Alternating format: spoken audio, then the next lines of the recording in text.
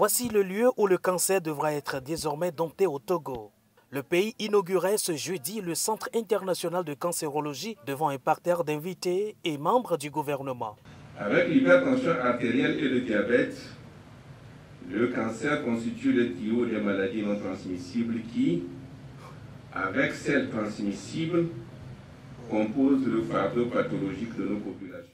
Après la sussection des discours, place à la découverte du joyau. Je vais vous amener vers les répétitions. Ça va être rapide. On va prendre les constantes, vérifier si cliniquement il n'y aura pas de problème. Donc vous voyez, la machine peut tourner.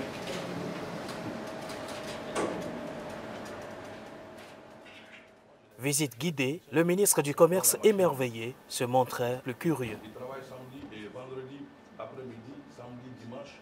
Lundi, il peut travailler jusqu'à 10 h.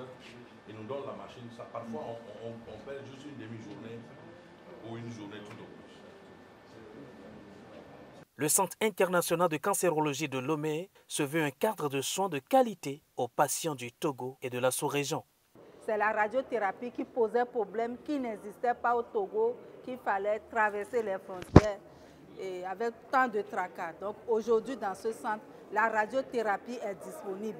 Et pas n'importe quel type de radiothérapie, c'est la radiothérapie VMAT qui permet de traiter uniquement et spécifiquement la lésion cancéreuse, sans aucune atteinte des organes alentours. Doté d'une logistique et de technologies de pointe, le CICL se positionne pour le traitement de tout type de cancer. La radiothérapie que nous avons à Lomé, c'est exactement la même chose que nous avons en France, aux États-Unis. Donc ça veut dire que le Togolais, sans prendre un avion, il se fait traiter exactement comme en Europe. Nous avons un appareil de dernière génération avec la dernière technologie de radiothérapie. Depuis que nous avons commencé en janvier 2021, le premier cancer qu'on a recruté ici, c'est la prostate. Après, il y a le cancer du sein. Et après le sein, il y a les cancers gynécologiques. Et en quatrième position, il y a les cancers ORL. Donc pratiquement, nous traitons tout type de cancer.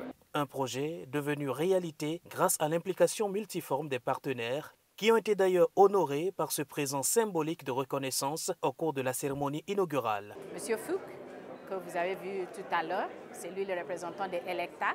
Electa, c'est l'entreprise qui a fabriqué la grande machine avec laquelle nous faisons la radiothérapie. Il y a aussi le cabinet U2R, okay? U2R qui sont de Luxembourg. C'est eux aussi, avec des autres qui ont mobilisé les ressources financières pour soutenir le processus.